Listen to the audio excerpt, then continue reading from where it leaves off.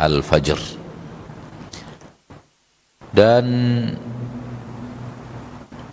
salat al-fajr, salat subuh, ada pada waktu itu.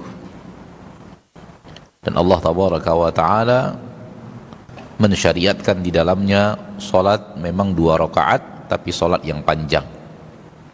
Salat yang terpanjang dari sunnah Rasul kita tercinta adalah salat subuh, salat fajar.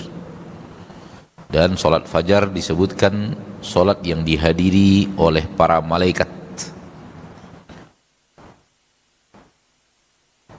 Wa Qur'anal fajri inna Qur'anal fajri kana mashhuda, dalam surat Al-Isra. Dan Al-Quran yang dibaca dalam surat Al-Fajr, dan Quran yang dibaca dalam surat Al-Fajr kana mashhuda, adalah Al-Quran yang disaksikan, bacaan yang disaksikan. Tafsir daripada ayat tersebut adalah para malaikat berkumpul di waktu fajar ketika kaum muslimin sedang melaksanakan salat fajar, dan mereka menyaksikan salat al-fajar tersebut. Dan Nabi SAW, salat beliau lebih panjang di salat fajar daripada salat-salat yang lainnya, daripada salat-salat fardu, walaupun dia hanya 2 rakaat. Akan tapi sunnahnya dipanjangkan daripada 4 salat yang lainnya. Mari kita mulai surat Al-Fajr.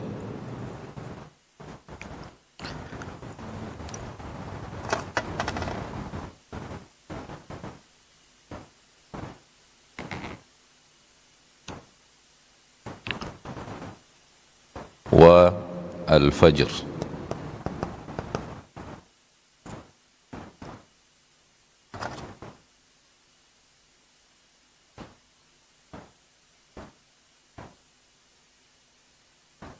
Wa layalin ashr. 2 ayat sekaligus. Wa, demi, sumpah, al-fajr, waktu fajar, wa, dan layalin, jamak dari lailun, malam-malam, ashrin, 10.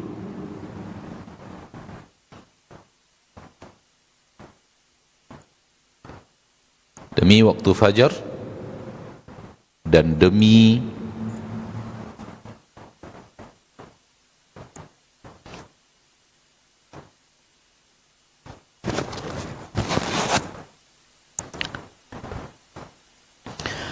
waktu fajar dan demi malam-malam yang 10. Allah tabaraka ta'ala bersumpah dengan menyebutkan makhluknya. Dan sebagaimana yang kita katakan dan sering kita katakan dan sering kita ulang, Allah boleh bersumpah dengan makhluk, namun makhluk diharamkan bersumpah dengan makhluk. Makhluk diharamkan bersumpah dengan makhluk, namun Allah bersumpah dengan makhluknya. Fa'alul lima yurid, Allah berbuat apapun yang dia inginkan. La yus'alu amma yaf'alu wa hum yus'alun. Allah tidak boleh ditanya kenapa dia berbuat, dan makhluklah yang ditanya kenapa mereka berbuat. Allah tabaraka wa ta'ala bersumpah dengan makhluknya, dan makhluk tidak boleh bersumpah kecuali hanya dengan Allah. Apabila makhluk bersumpah dengan selain Allah, dia telah berbuat syirik. Dan sumpah adalah pengagungan, maka makhluk-makhluk yang Allah bersumpah dengannya adalah makhluk-makhluk agung, makhluk-makhluk mulia. Di antaranya waktu, di antaranya tempat. Dan di sini adalah waktu, yaitu waktu al-fajr. Pertanda waktu al-fajr memiliki kemuliaan dalam agama kita. dan agama kita adalah sesuatu yang datang dari Allah penciptanya, maka Allah tahu kemuliaannya dan menyampaikan kepada kita akan kemuliaan dia, yaitu waktu al-fajr. Sehingga waktu al-fajr adalah waktu yang bisa kita katakan waktu yang diidam-idamkan oleh orang-orang saleh untuk melakukan ketaatan kepada Allah tabaraka wa ta'ala. Mereka sangat mencintai waktu al-fajr. Kenapa? Karena itu waktu yang dimuliakan oleh Allah Rabbul Izzati wal Jalalah, dan mereka melakukan ketaatan di waktu yang dimuliakan Allah Rabbul Izzati wal Jalalah. Maka terlihat orang-orang saleh biasanya mereka pasti telah bersiap untuk menanti datangnya waktu al-fajr.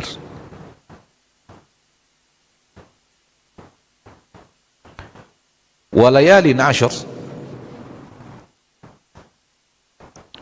dan demi malam-malam yang 10, dan demi malam-malam yang 10. Disebutkan di sini 10 malam, dan dia adalah 10 awal dari bulan Dzulhijjah. 10 awal dari bulan Dzulhijjah. Sekarang kita di Syawal, setelah Syawal Dzulqa'dah, setelah Dzulqa'dah Dzulhijjah, bulan yang ke-12 dari bulan-bulan Muharram. Dzulhijjah ada 10 yang pertama, 1, 2, 3, 4, 5, 6, 7, 8, 9 dan 10, dan 10-nya Idul Adha, hari raya besar umat Islam. 10 malam itulah layalin ashar, malam-malam yang 10. Ada keutamaan hadis sahih dari Nabi kita tercinta sallallahu alaihi wasallam, di mana Nabi mengatakan tidak ada amal saleh yang dilakukan pada hari-hari ini, yaitu 10 hari pertama bulan Dzulhijjah, yang lebih afdol. Tidak ada amal saleh di hari-hari ini yang lebih afdol daripadanya. Maka amal saleh di hari-hari ini, yaitu di 10 pertama bulan Dzulhijjah, adalah amal-amal yang paling afdol. Para sahabat sampai bertanya, walal jihadu fi sabilillah, tidak juga jihad fi sabilillah ya Rasulullah lebih afdol dibanding amal soleh yang dilakukan seorang muslim pada hari-hari ini? Jawaban Rasul kita mengagetkan, yaitu walal jihadu fi sabilillah, bahkan tidak juga jihad fi sabilillah. Amal soleh pada hari ini kita melakukan amal soleh pada hari-hari itu lebih afdol bahkan dari jihad. Kecuali kalau ada orang pergi berjihad dengan hartanya, dengan dirinya, lalu dia wafat di jihad itu dan tidak pulang lagi ke keluarganya, hartanya habis di jihad itu, nyawanya pun melayang di jihad itu, dia mendapatkan dalam jihad itu pahala syahadah, maka ini lebih besar daripada amal soleh tadi. Namun hanya jihad saja dan pulang kembali ke rumah dengan harta dan nyawa, maka amal soleh di 10 pertama dari hari-hari pertama bulan Dzulhijjah lebih afdal. Bahkan sebagian ulama mengatakan dia lebih afdal daripada Ramadan. Bahkan sebagian ulama mengatakan dia lebih afdal daripada Ramadan. Dengan hadis ini sebagian ahli ilmu mengatakan seperti itu, wallahu a'la wa a'lam bissawab. Wal fajri, demi waktu fajar, wa layalin ashrin, dan demi malam-malam yang 10. Disebut malam mencakup siang, mencakup siang, tidak malamnya saja yang utama. 10 Dzulhijjah tidak malamnya saja yang utama, siangnya juga sama. Maka ibadah dan ketaatan diperbanyak oleh orang-orang yang mencari kemuliaan di sisi Allah tabaraka wa ta'ala di 10 Dzulhijjah. Apa saja amal saleh, karena Nabi SAW menyebut amal saleh, maka seluruh amal saleh. Namun tidak ada hadis sahih bahwa puasa hari pertama pahalanya ini, puasa hari kedua di bulan Dzulhijjah hari pahalanya ini, hari ketiga pahalanya seperti ini, sampai hari yang ke-9, hari Arafah, pahala spesial khusus di hari-hari tertentu itu tidak ada dari pahala-pahala puasa. Itu tidak sahih dari Nabi kita tercinta. Apakah boleh seseorang berpuasa? Jawabannya boleh. Namun pahala khusus hari pertama ini, hari kedua ini, hari ketiga ini itu tidak ada. Kecuali hari Arafah. Hari Arafah hadisnya sahih, pahala puasa di hari Arafah tanggal 9 yaitu menghapuskan dosa 2 tahun. 1 tahun pertama sebelumnya, 1 tahun setelahnya. Kemuliaan puasa hari Arafah. Ala kulli hal, di sini Allah bersumpah dengan hari-hari itu, menunjukkan dia adalah hari yang mulia di sisi Allah, waktu yang mulia di sisi Allah tabaraka wa ta'ala. Di dalamnya ada kemuliaan yang dikejar oleh orang-orang yang beribadah kepada Allah. Ingat, tidak hanya salat, tidak hanya puasa, ibadah apa saja. Ibadah apa saja, karena Nabi mengatakan al-amalus salih. Nabi menjadikannya umum, mulai daripada salat fardu, puasa, zikir, memperbanyak zikir, memperbanyak membaca Al-Quran, memperbanyak sedekah, memperbanyak ibadah-ibadah yang dicintai, amal saleh yang dicintai Allah tabaraka wa ta'ala, mengharapkan kemuliaan tersebut. Termasuk duduk di majelis ilmu, menyampaikan ilmu, belajar ilmu agama adalah bagian daripada amal saleh. Karena dia adalah lafaz umum dari Nabi kita tercinta, maka mencakup seluruh amal saleh, mencakup seluruh amal saleh, termasuk puasa, walau tidak ada hadis khusus yang menerangkan hari pertama pahalanya ini, hari kedua pahalanya itu. Wal fajri wa layalin ashr, berikutnya wasyaf'i wal watr.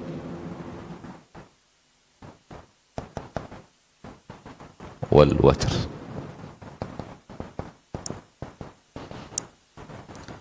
Dan bilangan bilangan genap dan bilangan witir.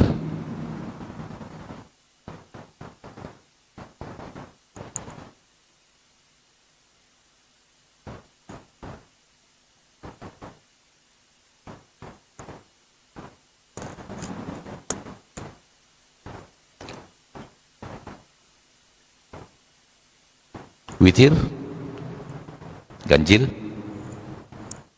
sholat witir 1 karena dia ganjil, sholat maghrib juga witir karena dia bilangan ganjil, maka disebutkan sholat maghrib adalah witirnya sholat fardu,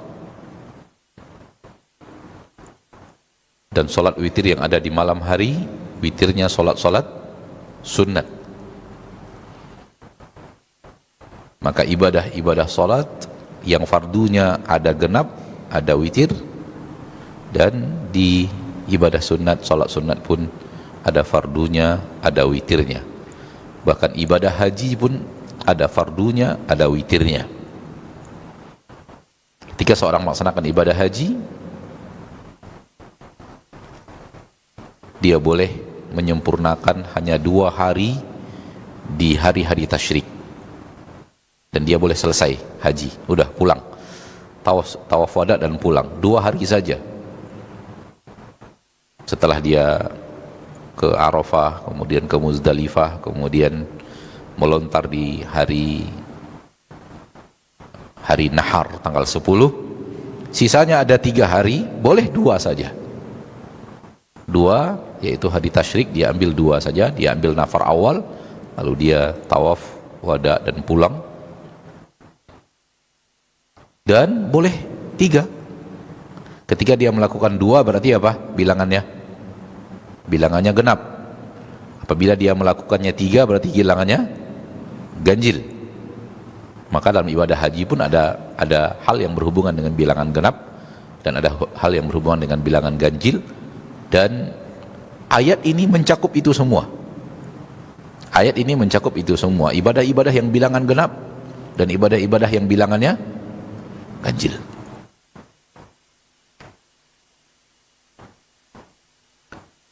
Sebahagian mengatakan bahwa yang genap adalah makhluk, yang ganjil adalah Allah.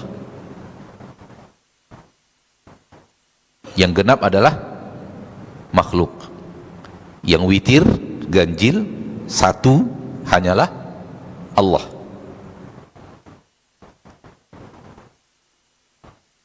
Karena makhluk Allah ciptakan berpasang-pasangan. Makhluk Allah ciptakan berpasang-pasangan. Wa khalaqnakum azwaja, dan kalian kami ciptakan berpasang-pasangan, maka itulah makhluk. Ada siang, pasangannya malam. Ada matahari, pasangannya bulan. Ada daratan, pasangannya lautan. Ada laki-laki, pasangannya perempuan. Ada jantan daripada hewan, pasangannya betina. Termasuk pohon-pohon, ada yang jantan, ada yang betina. Maka makhluk Allah ciptakan berpasang-pasangan. Ada ayah, ada ibu, ada anak, ada orang tua. Namun yang satu tak ada pasangannya, karena dia tidak akan membutuhkan pasangan, hanyalah Allah tabaraka wa ta'ala. Dan ayat mencakup semua itu. Dan ayat mencakup semua itu. Semua yang ganjil dan semua yang genap. Karena Allah tabaraka wa ta'ala bicara ganjil dan genap, genap dan ganjil.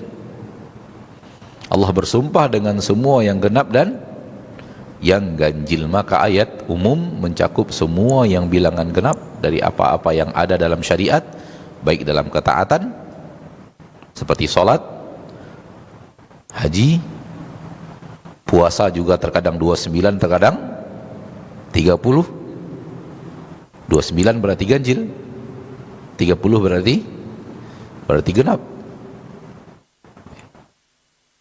Dan ibadah-ibadah haji juga ada bilangan ganjil, ada bilangan genap yang dibuat oleh Allah tabaraka wa ta'ala. Dan makhluk juga berpasang-pasangan, dan Allah witir satu-satunya, ahad, qul huwallahu ahad, Allahus samad. Maka sebagian ahli tafsir memaknainya bahwa witir adalah Allah. Allah bersumpah dengan dirinya, satu-satunya yang witir, satu-satunya yang ganjil bilangannya, satu-satunya yang ahad, tidak ada yang kedua, apalagi yang lebih daripada itu. Dan syafa' adalah seluruh makhluk yang telah Allah ciptakan berpasang-pasangan. Ini makna daripada wasyaf'i wal watr. Maka mencakup seluruh makhluk Allah, karena makhluk Allah ganjil dan genap. Mencakup seluruh hal-hal yang berhubungan dengan ibadah dan ketaatan yang di dalamnya ada ganjil dan genap. Dan juga sebagian ahli tafsir mengatakan maknanya adalah makhluk dan Robnya. Makhluk dan Robnya. Makhluk adalah syafa'nya, karena makhluk diciptakan berpasang-pasangan, dan yang tidak berpasangan adalah Allah, yaitu witir. Intinya di sini adalah semua yang berhubungan dengan genap dan ganjil, dan itu makhluk Allah yang sangat banyak. La ya'lamu adadahum illallah, tak ada yang bisa menghitung jumlah mereka selain Allah tabaraka wa ta'ala. Hanya Allah yang tahu berapa jumlah malaikat, hanya Allah yang tahu berapa jumlah jin, hanya Allah yang tahu berapa jumlah manusia, hanya Allah yang tahu berapa jumlah semut, hanya Allah yang tahu berapa jumlah burung di permukaan bumi ini. Tak ada yang tahu kecuali Allah Rabbul Izzati wal Jalalah. Dan semua itu masuk di dalam wasyaf'i wal watr.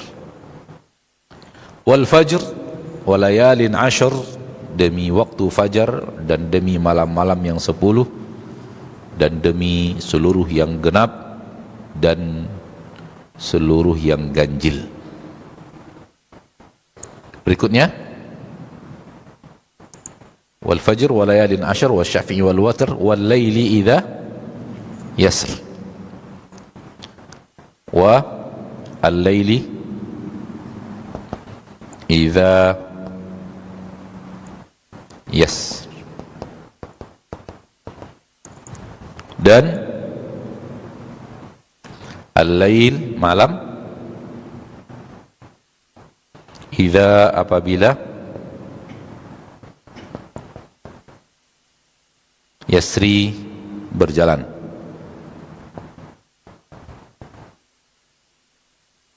atau berlalu.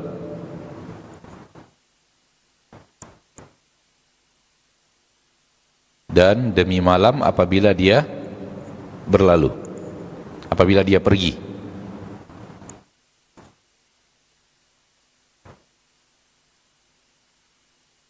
Fajar masuknya waktu siang. Kalau waktu siang masuk berarti malamnya pergi. Maka ini adalah waktu pergantian antara siang dan malam. Fajar pertanda siang akan datang, dan fajar juga pertanda malam akan pergi. Malam akan pergi.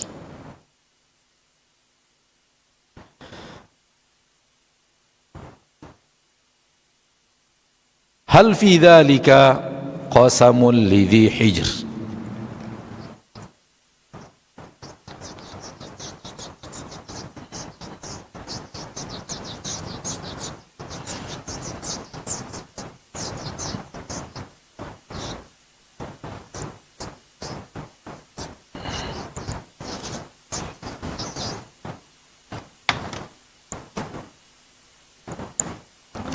Hal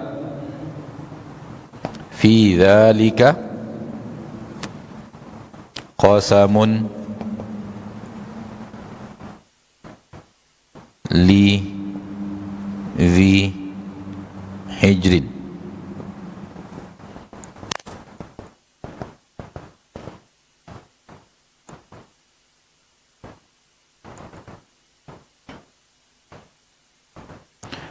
Satu, dua, tiga, empat, lima, enam, tujuh. Ada 7 mufradat dalam ayat ini. Hal fi dzalika qasamun li dzi.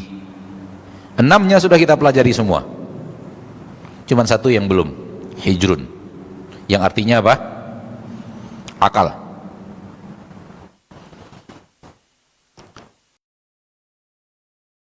Hijrun artinya akal.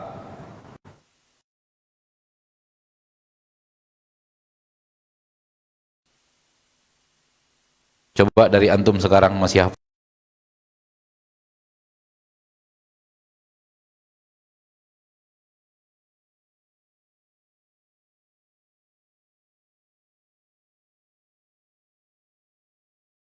enggak? Hal apa artinya? Apakah fi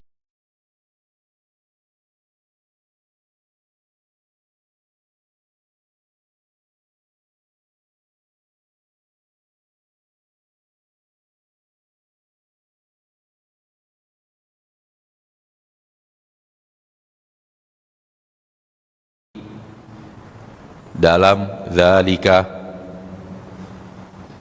itu qasamun sumpah, li untuk, dzi memiliki. 6 ini sudah kita pelajari semuanya. Kembali kita ulang bahwa beginilah mufradat Al-Quran, berulang sehingga kita rajin menghafal yang berulang ini, insya Allah perlahan tapi pasti ada malakah, ada kemampuan untuk mengerti Al-Quran di saat dibacakan. Dan ini kita sampaikan di awal majelis ini kita adakan, dan sering kita ulang-ulang, jangan malas menghafal. Mufradat ayat Al-Quran seperti ini, ulang-ulang. Fi berapa kali di dalam Al-Quran? Hal berapa kali di dalam Al-Quran? Banyak sekali. Li berapa kali di dalam Al-Quran? Dzalika berapa kali dalam Al-Quran? Maka kalimat Al-Quran berulang-ulang. Hafal 1 berarti banyak ayat yang lainnya kita kuasai, karena kalimat yang sama berulang. Lahu, lakum, laha, li. Nah, kita tulis hal artinya apakah? Fi dalam itu, qasamun sumpah, li untuk, dzi yang memiliki. Apakah dalam hal tersebut tadi fajar, malam yang 10, genap dan ganjil, malam yang akan berlalu, tidakkah semua itu terdapat sumpah untuk kalian akan kebenaran dakwah Muhammad sallallahu alaihi wasallam? Ini firman Allah yang dibawa oleh Muhammad. Rabbnya bersumpah dengan makhluk-makhluk yang luar biasa keutamaannya, ciptaan-ciptaan Allah yang mulia. Tidakkah di dalamnya terdapat sumpah? Berulang-ulang sumpahnya. Bersumpah dengan waktu fajar, bersumpah dengan malam yang 10, bersumpah dengan makhluk yang sangat banyak yang mempunyai bilangan ganjil dan genap, bersumpah dengan malam. Tidakkah di dalam ini terdapat sumpah membuktikan kebenaran dakwah Nabi kita tercinta Muhammad sallallahu alaihi wasallam? Wahai orang-orang yang berakal, ayo gunakan akal.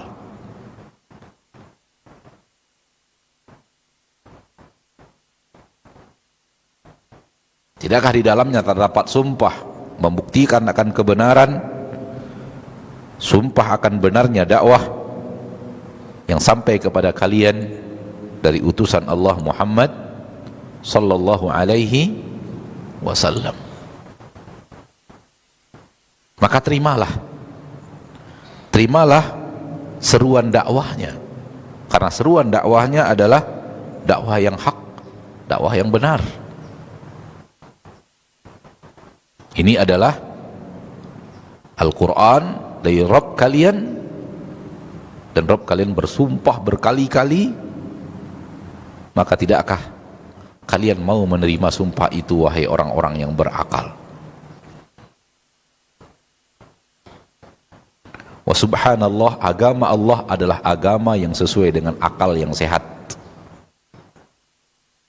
Agama Allah adalah agama yang sesuai dengan akal yang sehat. Oleh karena itu Allah memanggil orang-orang yang berakal dalam ayat ini, karena agama Allah adalah agama akal, agama logika yang sehat. Tidak ada agama di permukaan bumi ini yang sesuai dengan logika setiap zaman kecuali agama Allah yang Allah turunkan. Tidak ada agama di permukaan bumi ini yang sesuai dengan seluruh sains dan teknologi, dengan seluruh pembicaraan apapun, kedamaian, kemanusiaan, kesehatan. Tak ada yang sesuai kecuali agama Allah Rabbul Izzati wal Jalalah. Ahli kesehatan ketika bicara kesehatan yang mereka pelajari di dalam agama Allah, tak ada yang bertabrakan dengan itu. Ahli keamanan bicara tentang bagaimana keamanan, ahli kerukunan, perdamaian internasional, di dalam agama Allah tak ada yang bertabrakan sedikit pun dengan hal tersebut. Karena agama Allah adalah agama fitrah, agama logika yang benar, agama akal yang sehat. Rabbul Izzati wal Jalalah. Maka di dalam ayat ini Allah memanggil orang-orang yang berakal untuk menggunakan akalnya, membuktikan bahwa ini adalah benar-benar firman Allah dan benar-benar Muhammad sallallahu alaihi wasallam jujur di dalam dakwah beliau sallallahu alaihi wasallam. Hal fi dzalika qasamun lidhi hijr. Alam tara kaifa fa'ala rabbuka bi adin. Semua mufradat ini sudah kita pelajari. 1, 2, 3, 4, 5, 6, 7, 8, 9. 9 mufradat.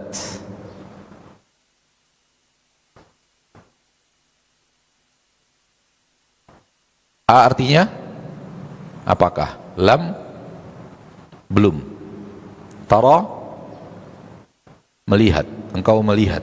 Kaifa bagaimana, fa'ala berbuat, rabbuka Rabbmu, bi dengan Ad, kaum Ad. Alam tara, tidakkah engkau melihat? Apakah tidak engkau melihat? Apakah belum engkau melihat? Kaifa fa'ala rabbuka,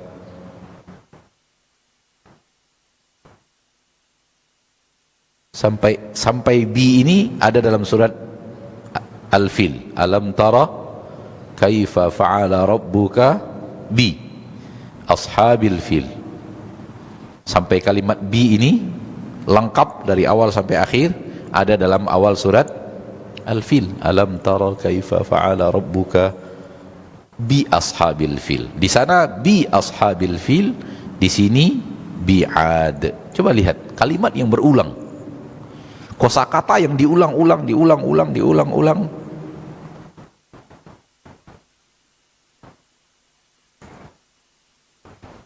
Maka sering kita mengatakan bahwa menguasai seperti fa'ala, kaifa, alam, ini menguasai banyak makna ayat-ayat Al-Quran di ayat-ayat yang lainnya, makna kalimat Al-Quran dalam ayat yang lainnya. Maka perbanyak rajin menghafal kosakata. Apakah tidak engkau melihat? Apakah engkau tidak melihat?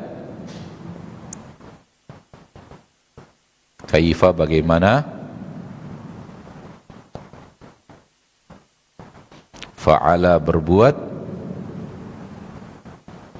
Rabbuka Rabbmu, bi dengan Ad, kaum Ad. Kaum Ad adalah kaum yang tidak lama setelah kaum Nabi Nuh. Kaum Ad adalah kaum yang tidak lama waktunya setelah kaum Nabi Nuh, 4 generasi setelah itu. Karena kaum Ad adalah anak-anak daripada Ad, dan Ad cucu keempat, cucu ketiga dari Nabi Nuh. Nabi Nuh punya anak Sam, Sam punya anak Aus, Aus punya anak Iram, Iram punya anak Ad. Dan anak-anak Ad inilah kaum Ad. Dan mereka adalah kaum yang Allah berikan kepada mereka kekuatan kerangka badan, tinggi-tinggi, besar-besar, kuat-kuat.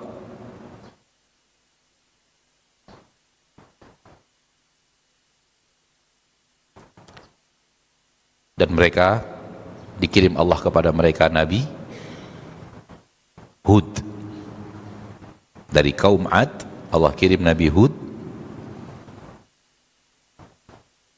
Namun mereka mengingkari utusan Allah tabaraka wa ta'ala yang Allah tabaraka wa ta'ala kirim kepada mereka. Mereka hidup di Jazirah Arab. Barang siapa di antara kita yang pernah ke Arab Saudi, lewat di atas pesawat itu pasti melewati padang pasir yang sangat luas. Pesawat itu di atas padang pasir itu kira-kira 1,5 jam. Dan padang pasir itu disebut Rub'ul Khali. Disitulah tempat kaum Ad dulu berada. Disitulah tempat kaum Ad itu berada, dan para ahli sejarah mengatakan bahwa pasir yang banyak yang ada di Rub'ul Khali itu adalah bukti daripada angin kencang yang Allah utus untuk menghancurkan kaum Ad. Karena angin kencang pasti membawa butiran-butiran pasir, sehingga 1,5 jam itu Kalau pesawat 1,5 jam berarti Pekanbaru Jakarta kan. Sepanjang itu padang pasir. Ada 1.000 kilometer. Lebih kurang. Atau lebih. 1.200, 1.300 meter. Itu padang pasir saja. Disitulah kaum Ad itu dulu berada, dan mereka ingkar kepada Allah. Lalu Allah, dan mereka anggap mereka lah manusia, kelompok manusia terkuat, dan memang mereka yang terkuat karena Allah memberikan kelebihan kepada mereka dalam postur tubuh besar-besar dan tinggi-tinggi, karena masih umat generasi awal. Tingginya bisa sampai 25, 27 meter. Badan mereka kuat-kuat sehingga mereka sombong dengan kekuatan itu. Dan Allah hancurkan hanya menggunakan angin. Allah hancurkan hanya menggunakan angin. Makhluk yang merasa dirinya paling kuat di permukaan bumi, dan memang mereka lah yang kuat di permukaan bumi. Dalam sejarah mereka lah makhluk-makhluk yang sangat kuat secara manusia, ya. Makhluk secara manusia yang paling kuat adalah kaum Ad. Namun tidak ada yang kuat di hadapan Allah Rabbul Izzati wal Jalalah. Allah mengusir mereka, Allah menghancurkan mereka hanya dengan makhluk Allah yang sangat lembut bernama angin. Maka Allah kirim kepada mereka angin yang sangat kencang, menghancurkan mereka, memporak-porandakan mereka, dan membuat mereka akhirnya mati berserakan di sana sini. Ketika mereka berserakan di sana sini, Allah mengatakan ka'annahum a'jazu nakhlin khawiyah, seolah-olah mereka adalah batang kurma yang sudah tercopot dari tempatnya.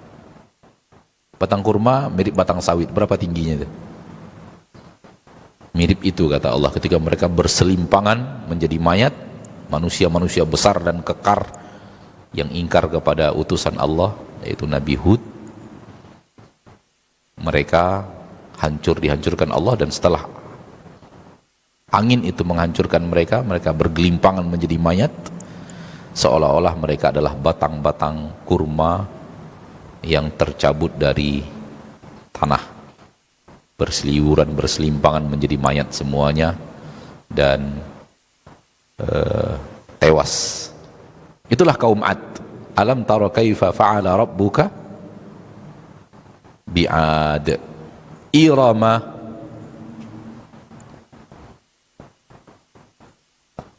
dhatil imad. Iram nama kampung mereka. Kampung mereka namanya Iram. Dhati memiliki, imad tiang-tiang.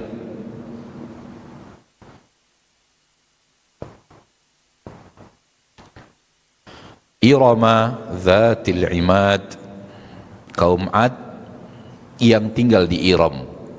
Kampung mereka disebut Iram, nama daerah mereka disebut Iram. Yang Iram ini Dhatil Imad memiliki tiang-tiang. Disebutkan kaum Ad tidak tinggal di rumah, tapi tinggal di tenda-tenda, dan tenda-tenda mereka buat besar sehingga tiangnya besar-besar dan kokoh-kokoh.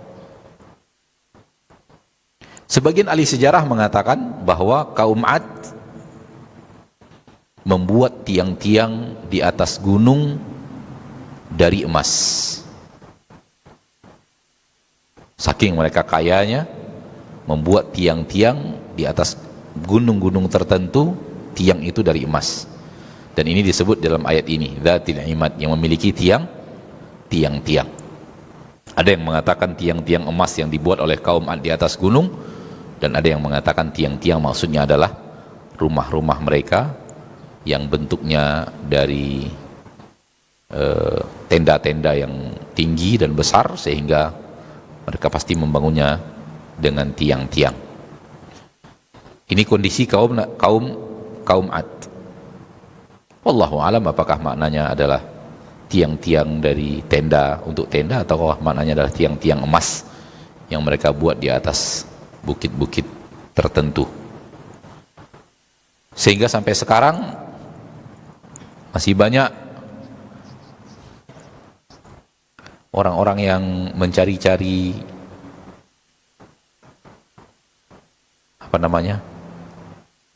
peninggalan-peninggalan kuno di bawah bumi. Itu namanya apa? Disebutnya apa? Artefak atau apa? Iya, paham kan? Ilmuwan-ilmuwan yang mencari benda-benda dulu yang tertimbun di tanah. Masih banyak di antara mereka yang mencari ke sana dengan harapan menemukan tiang-tiang emas. Dengan harapan apa? Menemukan tiang-tiang emasnya kaum Ad yang sudah tertimbun di pasir. Irama dzatil imad allati lam yukhlaq mithluha fil bilad. Allati lam yukhlaq mithluha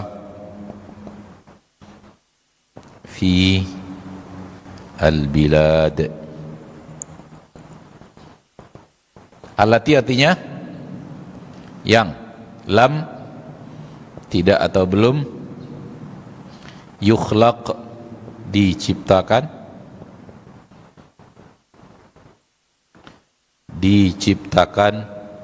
mithlu seperti, ha-nya, berarti ada dua kalimat di sini, ada mithlu, ada ha. Allati yang lam yukhlaq belum diciptakan atau tidak, bisa belum bisa tidak, mithluha sepertinya, semisalnya, fi pada atau di dalam, al-bilad, bilad jamak dari balad. Surat al-balad jamaknya al-bilad, negeri-negeri.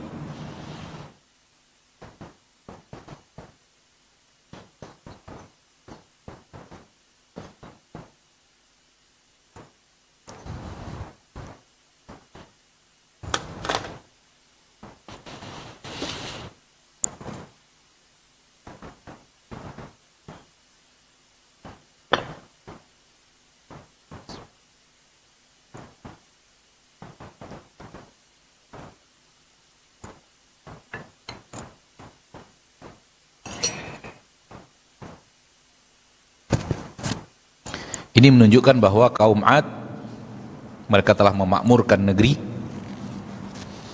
sehingga Allah mengatakan bahwa mereka memakmurkan negeri yang belum diciptakan sebelumnya sepertinya, seperti negeri itu.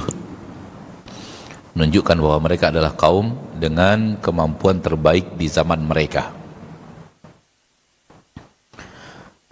Dan apabila kita menyaksikan biografi perjalanan kaum-kaum di dalam Al-Quran, kita bisa melihat bahwa manusia sombong dengan kemampuannya dan Allah menghancurkan mereka di puncak kesombongannya. Allah mudahkan mereka untuk mendapatkan sebuah kemuliaan, kemampuan, kekuatan, lalu mereka sombong dengan apa yang Allah berikan kepada mereka tersebut. Lalu Allah kirim kepada mereka Nabi dan Rasul, dan mereka menolak dakwah Nabi dan Rasul dengan kesombongan itu. Lalu kemudian Allah Tabaraka wa Ta'ala musnahkan mereka di puncak kesombongannya.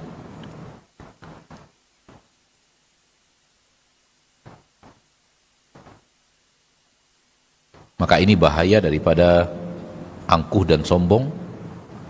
Manusia tetaplah manusia, dia adalah makhluk yang lemah dan dia membutuhkan pertolongan Allah Tabaraka wa Ta'ala terhadap apa yang mereka lakukan. Maka kaum Ad sampai kepada sesuatu yang luar biasa di dalam memakmurkan negeri, lalu mereka sombong. Allah kirim Rasul, lalu mereka sombong, lalu Allah hancurkan. Demikian juga Namruz, demikian juga dengan Fir'aun,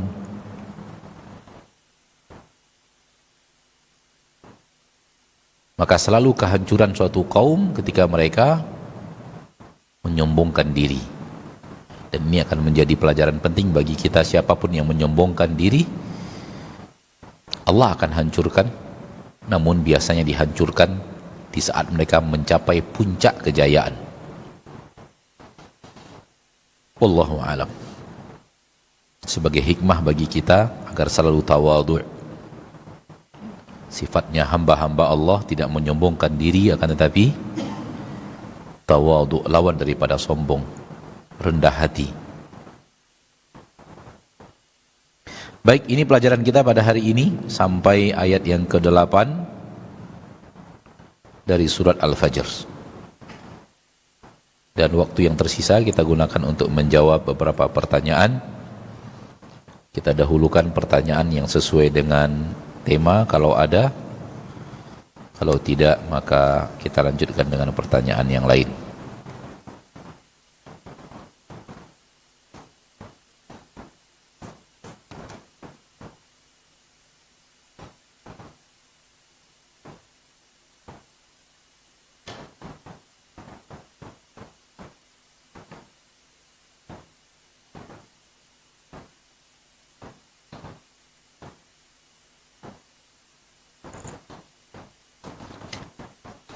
Untuk puasa yang genap dan yang witir bagaimana Ustadz?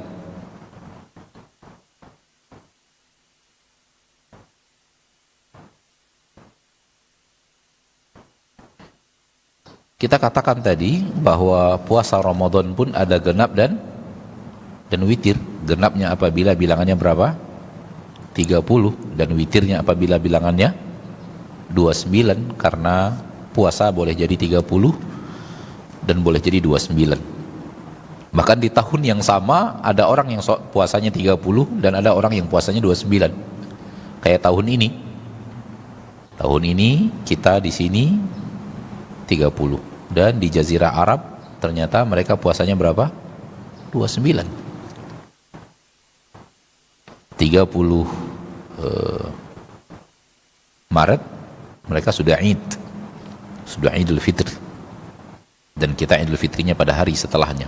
Kita menggenapkan bilangan menjadi 30.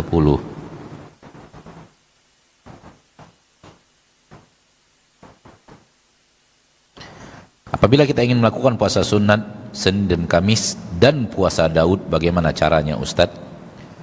Orang kalau sudah puasa Daud, dia tidak lagi terikat dengan Senin dan Kamis. Orang apabila sudah masuk ke dalam puasa Daud, maka dia tidak lagi puasa Senin dan Kamis. Senin puasa, Selasa tidak, Rabu puasa, Kamis tidak, Jumat puasa. Seperti itu. Karena apabila dia telah berpuasa Daud, dia telah mengambil puasa yang terbaik dan paling afdol dalam puasa sunat. Maka jangan lagi dia berpikir untuk dapat selalu Senin, dapat selalu dengan Kamis. Apabila dia telah puasa Daud, maka dia telah puasa yang terbaik. Tak ada lagi puasa yang lebih baik daripada itu. Puasa sunat maksudnya. Maka tidak lagi dia terikat kepada Senin dan Kamis. Pertanyaannya sepertinya, ana juga ingin puasa Senin dan Kamis, tapi ana juga ingin puasa Daud. Nggak ketemu ini. Memang nggak ketemu dia. Memang tidak akan ketemu. Oleh karena itu yang puasa Daud, lanjutkan puasa Daud seperti itu terus. Karena Nabi telah mengatakan tidak ada yang lebih daripada itu. Apabila tetap ingin puasa Senin dan Kamis, berarti Senin berpuasa, Selasa tidak, Rabu berpuasa, Kamis puasa lagi dong. 2 hari berturut-turut, itu bukan puasa Daud. Puasa Daud 1 hari puasa, 1 hari tidak, 1 hari puasa, 1 hari tidak. Dan tidak ada yang lebih daripada itu. Maka apabila kita masukkan Kamis di antaranya, maka akan terjadi berturut-turut hari. Dan Nabi telah mengatakan tidak ada yang lebih daripada itu. Maka yang berpuasa Daud, an'im bihi sauma, alangkah luar biasanya puasa yang Anda lakukan. Itu adalah puasa yang terbaik, puasa sunat yang terbaik, yang lebih daripada Senin dan Kamis itu sendiri. Wallahu a'lam.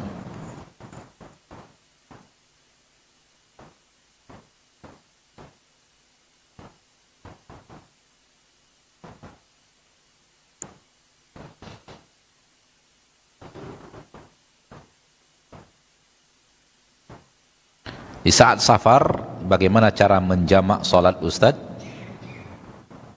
Di saat kita sedang bersafar, ingin menjamak solat, maka lakukan jamak qasar antara zuhur dan asar, antara maghrib dan isya. Jamak qasar hanya boleh, menjamak hanya boleh zuhur dan asar, atau maghrib dan isya. Boleh dilakukan di waktu zuhur, berarti 2 rakaat zuhur, setelah itu 2 rakaat asar. Dan boleh dilakukan di waktu asar, jamaknya di waktu asar, zuhur yang diundurkan ke waktu asar. Dan pelaksanaannya tetap zuhur didahulukan, 2 rakaat zuhur, setelah itu baru 2 rakaat al-asr. Demikian juga dengan menjamak maghrib dan isya. Apabila dilakukan di waktu maghrib, berarti isya yang ditarik lebih awal ke waktu maghrib. Begitu makna menjamak. Maka lakukan maghrib 3 rakaat, karena maghrib tidak ada qasar. Kemudian lakukan isya 2 rakaat. Atau jamak takhir, dibelakangkan di waktu isya. Lakukan tetap maghrib 3 rakaat. Misalnya jam 10 malam, kita baru berhenti, bus baru berhenti, maka kita maghrib 3 rakaat, setelah itu lakukan isya 2 rakaat. Wallahu ta'ala alam. Nah,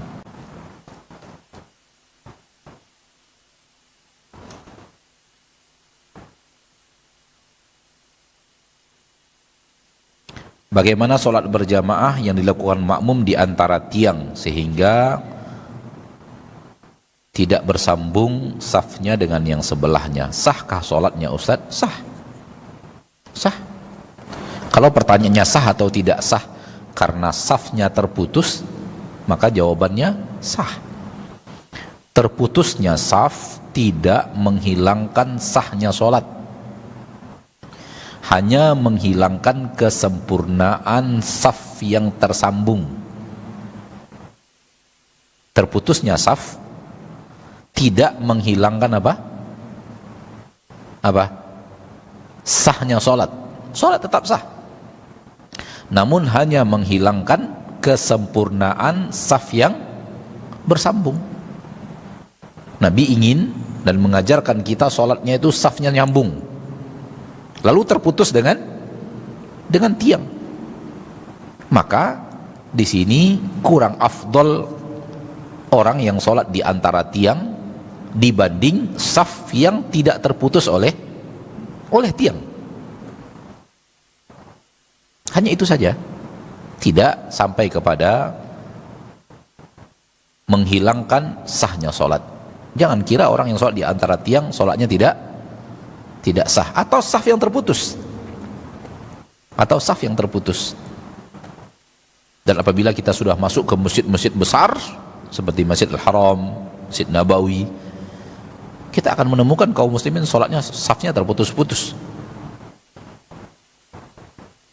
Tidak afdol, namun tetap tetap sah, tapi tidak afdol. Hilang afdolnya karena Nabi ingin sholat itu dengan saf yang tidak terputus. Nabi itu yang diajarkan oleh Nabi SAW. Jangan sampai mengira bahwa sholatnya yang tidak sah. Wallahu a'lam. Oleh karena itu di masjid-masjid yang bisa kita sholatnya tidak antara tiang, maka kita berusaha untuk tidak di antara tiang. Kalau seandainya keadaan tidak memungkinkan karena saking padatnya jamaah yang hadir sehingga space habis, kecuali kita dapatnya di antara tiang, maka kita sholat di saf antara tiang seperti masjid kita ini misalnya. Suatu saat full sehingga tak ada tempat lagi kecuali di antara tiang, maka kita sholat di antara tiang itu. Wallahu a'lam.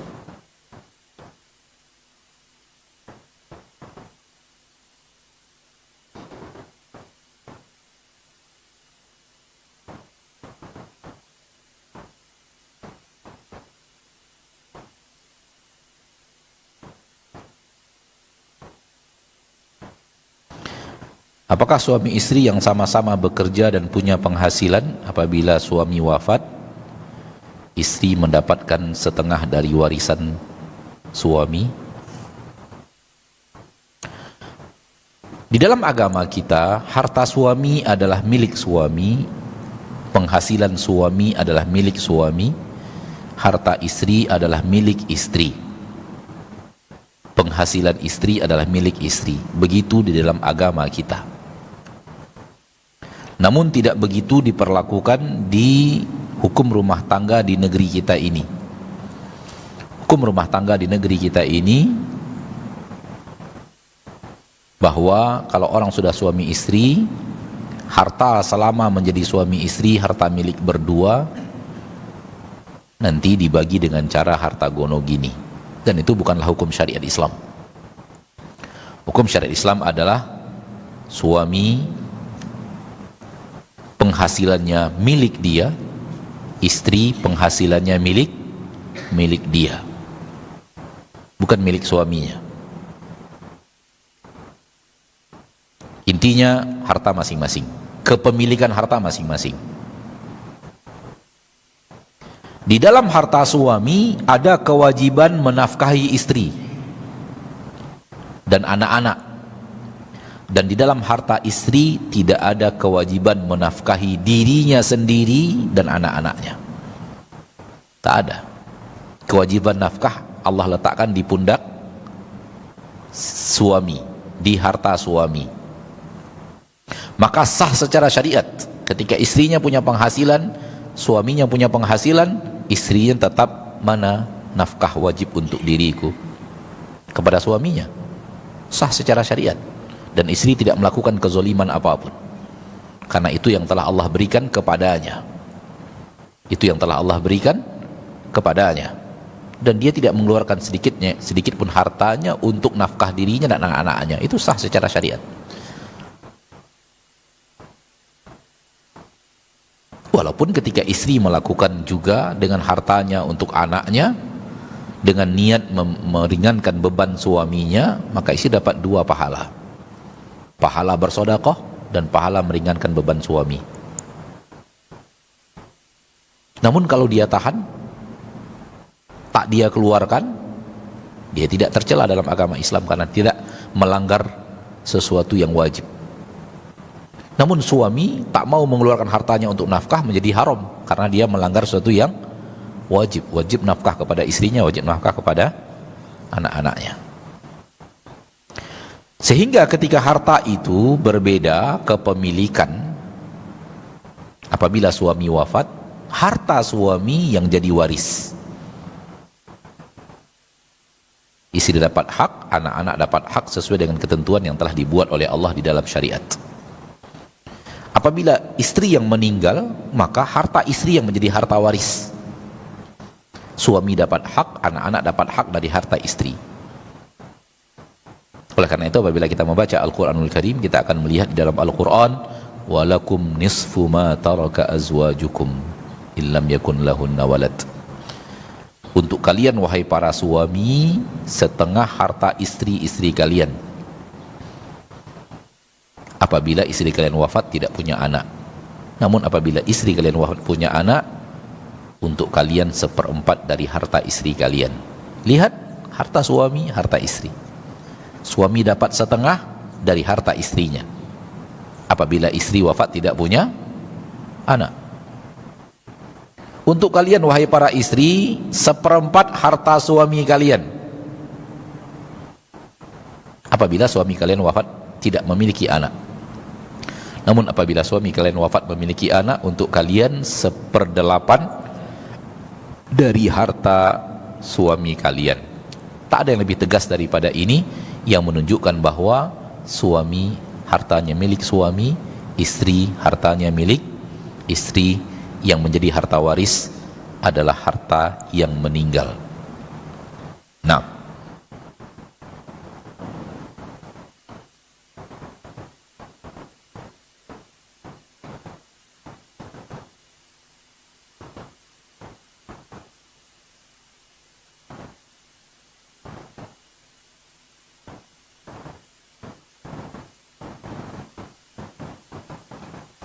Apabila seseorang melakukan ibadah haji, apakah sah hajinya apabila dia melontar dilakukan di hari pertama saja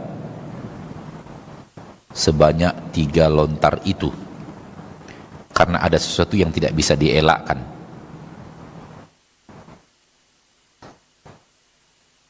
Yang ana fahami dari pertanyaan, ada 3 hari tasyrik yang setiap hari tasyrik melontar 3 jamarat. Tanggal 13, tanggal 11 3 jumroh, tanggal 12 3 jumroh dilontar, masing-masing 7 kerikil. Tanggal 13 juga 3 jumroh, masing-masing 7 kerikil. Yang ana fahami dari pertanyaan, dari 3 hari tersebut hanya 1 hari saja yang saya lakukan. Hanya 1 hari saja yang saya lakukan. Hari yang kedua, hari yang ketiga saya tidak lakukan karena meninggalkan Mina karena sesuatu yang tidak bisa dielakkan. Apakah hajinya sah? Kita mengatakan bahwa ini dia tidak melakukan sesuatu yang disebut dengan wajib haji. Sesuatu yang tidak dia lakukan, yaitu melontar jumrah pada hari ke-12 Zulhijjah. Maka dia telah meninggalkan sebuah ibadah haji yang hukumnya wajib haji, bukan rukun haji. Sehingga hajinya tetap sah, namun dia terkena denda. Dia terkena denda membayar dam, menyembelih seekor kambing dan membagikannya kepada fakir miskin Mekah. Menyembelih seekor kambing dan membagikannya kepada fuqara'u Makkah, kaum fakir yang ada di Mekah. Maka kalau yang bertanya sekarang ada di sini, maka nasihat kita, kirimkan dana kepada orang yang akan pergi umroh agar disembelihkan seekor kambing di sana dan dibagi-bagikan dagingnya kepada fuqara'u Makkah, orang fakir miskin di kota Mekah, di tanah haram di kota Mekah. Kalau dia berangkat suami istri dan melakukan hal yang sama, berarti 2 ekor kambing. 1 ekor kambing untuk dia, 1 ekor kambing untuk suaminya. Wallahu a'lam.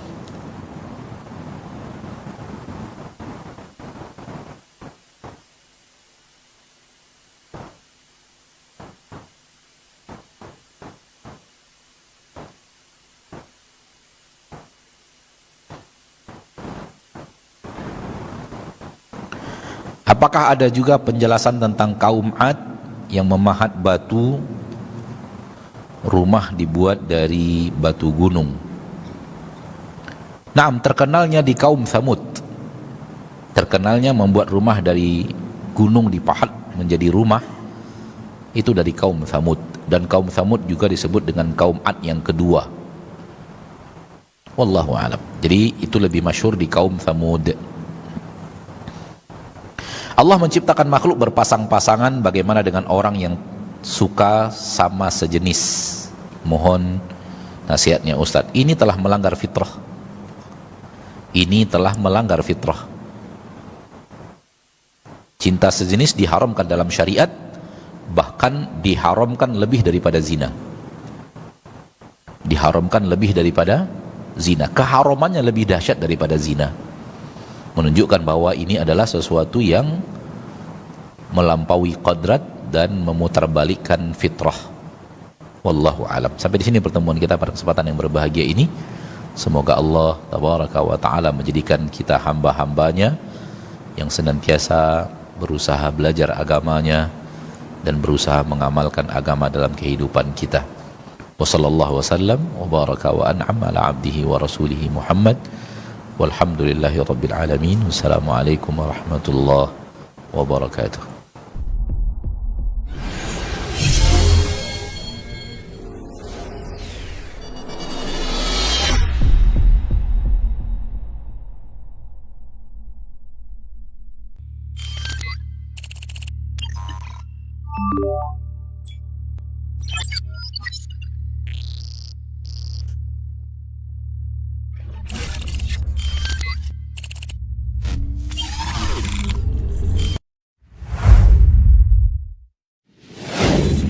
Assalamualaikum warahmatullahi wabarakatuh.